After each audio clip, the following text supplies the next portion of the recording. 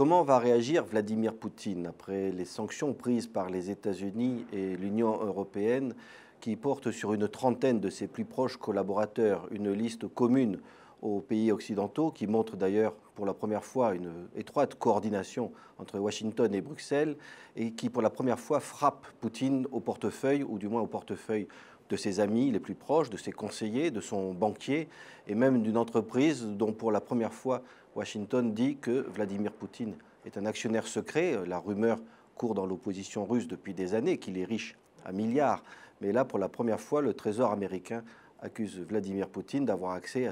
au fonds de cette entreprise, Gunvor. Et c'est donc un coup assez ciblé, assez rude pour les proches du président russe et pour lui-même.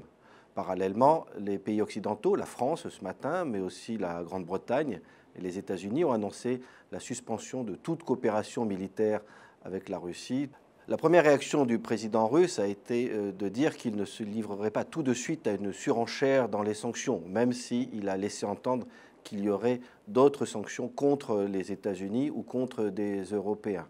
Est-ce que c'est une première mesure de désescalade pour essayer d'aboutir à une sorte d'apaisement dans les jours qui viennent, ou est-ce que c'est une manière de brouiller les cartes et de préparer une nouvelle surprise ? Si jamais la Russie prenait une nouvelle initiative, comme par exemple une déstabilisation de l'Est de l'Ukraine, Washington a été très clair, ils prendront des sanctions qui affecteront cette fois-ci des secteurs entiers de l'économie russe, non plus des sanctions nominatives, mais qui interdiraient par exemple, comme les États-Unis l'ont fait avec l'Iran, tout transfert de technologie, tout accord de coopération avec des entreprises russes, une manière de bloquer net la modernisation de l'économie dont la Russie a grandement besoin. Actuellement, le président russe réfléchit certainement aux avantages, aux inconvénients de pousser plus avant. Va-t-il se contenter de digérer la Crimée ou prépare-t-il des actions de déstabilisation de l'Est de l'Ukraine pour peser sur l'élection présidentielle prévue le 25 mai, voire pour déstabiliser complètement le régime?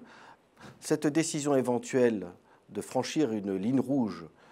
en envahissant l'Ukraine orientale sera certainement prise par Vladimir Poutine tout seul, avec un très petit comité, comme il l'avait fait pour la Crimée, où, d'après certains renseignements, il aurait pris cette décision avec 3 de ses plus proches conseillers, le directeur de l'administration présidentielle, le patron du FSB et le secrétaire du Conseil national de sécurité, juste au lendemain des JO de Sotchi.